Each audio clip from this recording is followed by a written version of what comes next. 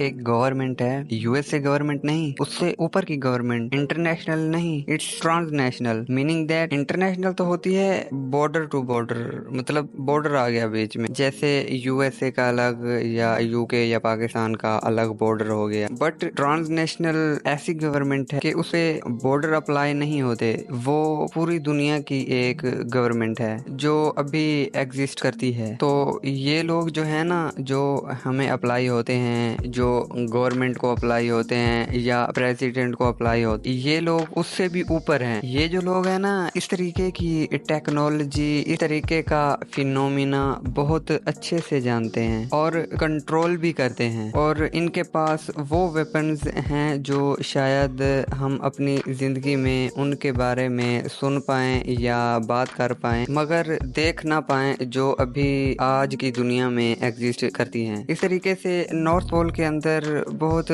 बड़ी बड़ी फैसिलिटीज हैं। हम समझते हैं कि नॉर्थ पोल में सिर्फ बड़े बड़े पहाड़ और बर्फ है, बट वो एक बहुत बड़ा हॉटस्पॉट है जो इन सब सारी टेक्नोलॉजी को हाउस करता है। इस तरीके से बहुत सारे दुनिया के अंदर अंडरग्राउंड बेसिस हैं जिसको कहते हैं एरिया 51। तो वो वहाँ पर अंडरग्राउंड मल्टीपल बेसिस हैं जहाँ पर एलियन टेक्नोलॉजी रखी जाती है, जैसे यूएफओज वगैरह। ये उन लोगों ने खुद डिस्कवर करा, जमीन खोद खोद के निकाली है इस टेक्नोलॉजी को, और ये टेक्नोलॉजी इतनी एडवांस है, हम लोग तो बैटरी चार्ज और ये सब चीजें कर रहे हैं, बट वो ऐसी टेक्नोलॉजी है कि उनको कोई किसी चार्जर की जरूरत नहीं पड़ती। उनके पास एक स्मॉल पीस है जो इस दुनिया में एग्जिस्ट नहीं करता, वो बाहर से लाया गया है। और ये गवर्नमेंट और ये सारी टेक्नोलॉजी, ये सब सीक्रेट है। अब आप सोचेंगे कि ये सारी इंफॉर्मेशन कहाँ से आ रही है, तो ये सारी इंफॉर्मेशन ऐसे बंदे के थ्रू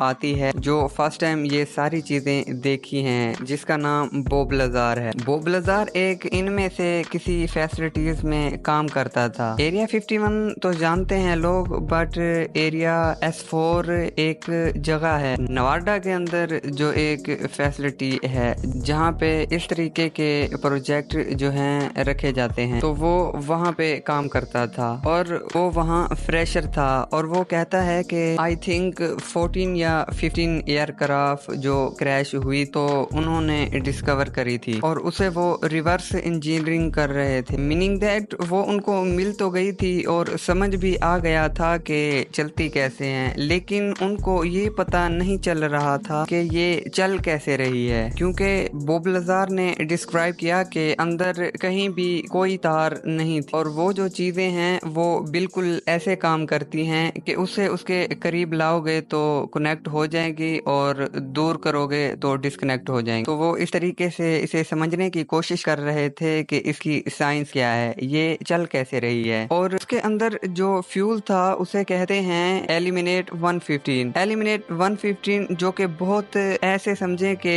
रेयर चीज है पूरी दुनिया के अंदर। और कुछ लोग कहते हैं कि बॉब लाज़र ने एलिमिनेट 115 को चुरा भी लिया था। हुआ ये था कि ये लोग यूएफओ की फ्लाइंग करते थे एरिया 115 के ऊपर, मतलब टेस्ट फ्लाई करते थे। आजकल जो लोग देखते हैं यूएफओ को तो कहते हैं कि वो एलियंस हैं, मगर इसमें हम लोग खुद हैं जो इसको ऑपरेट कर रहे हैं। तो ये सब ट्रांसनेशनल गवर्नमेंट के हाथ में है जो इस सारी टेक्नोलॉजी को कंट्रोल करती है। अस्सलाम वालेकुम।